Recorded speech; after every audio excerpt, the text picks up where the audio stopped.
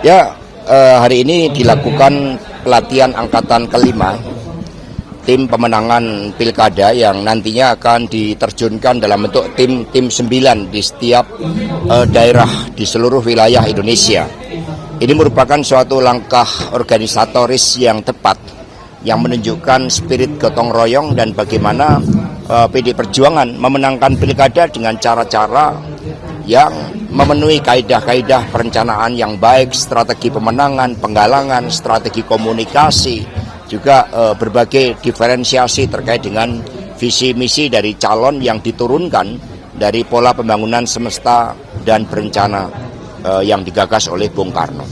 Nah, dengan adanya pelatihan ini semua dipersiapkan, terutama fighting spiritnya, terutama spirit untuk memenangkan dengan cara-cara yang baik, dengan cara-cara yang sesuai dengan aturan yang ditetapkan oleh KPU. Tetapi kami percaya dari pengalaman pemenangan yang lalu, dengan pelatihan-pelatihan seperti ini akan membangkitkan suatu gerakan dari seluruh elemen mesin partai untuk kemenangan partai.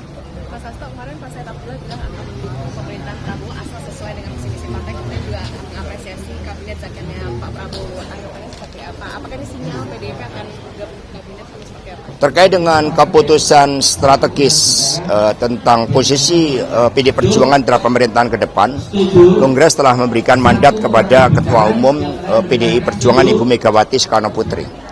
Dan Kongres akan dilaksanakan tahun 2025. Dalam proses itu partai juga akan mendengarkan seluruh kehendak dari akar rumput PDI Perjuangan. Sikap-sikap PD Perjuangan mengacu pada sikap ideologis, kepada upaya untuk membentuk tata pemerintahan negara yang baik, yang diisi oleh kabinet-kabinet profesional. Itulah yang diharapkan oleh PDI Perjuangan. Kapan rencana Ibu Mega?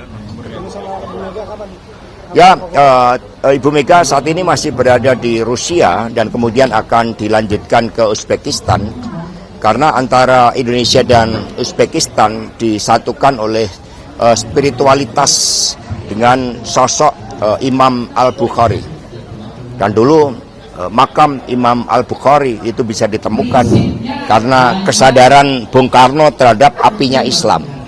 Nah, setelah dari sana tentu saja akan dicari momen yang tepat bagi kedua pemimpin untuk dapat berdialog dan bertemu.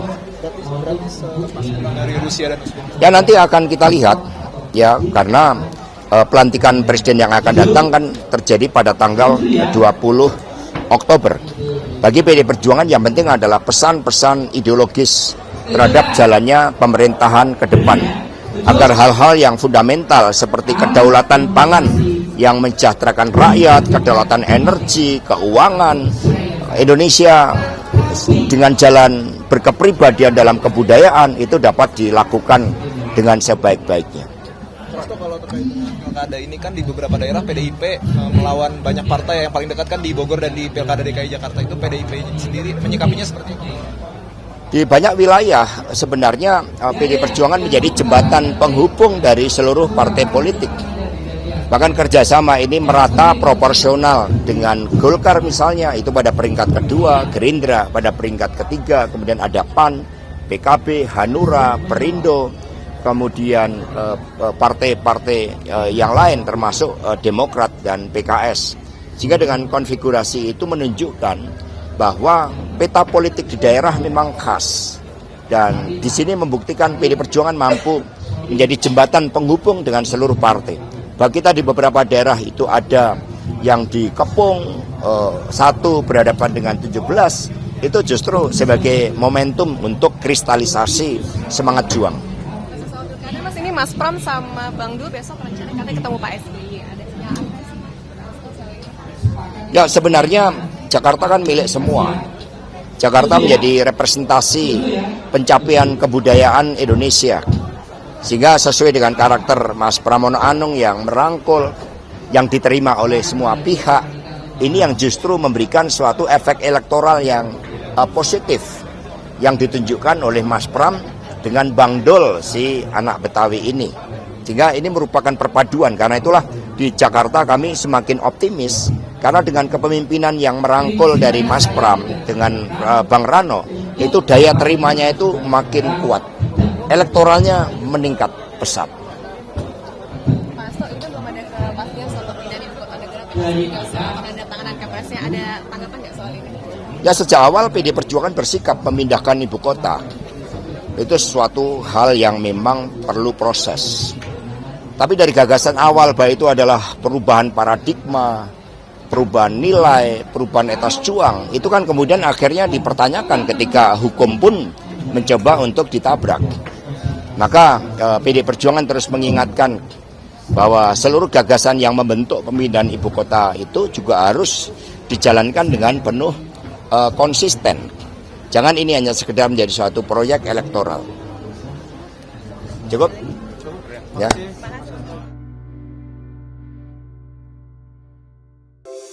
Di antara banyak sumber informasi, kami layak dipercaya.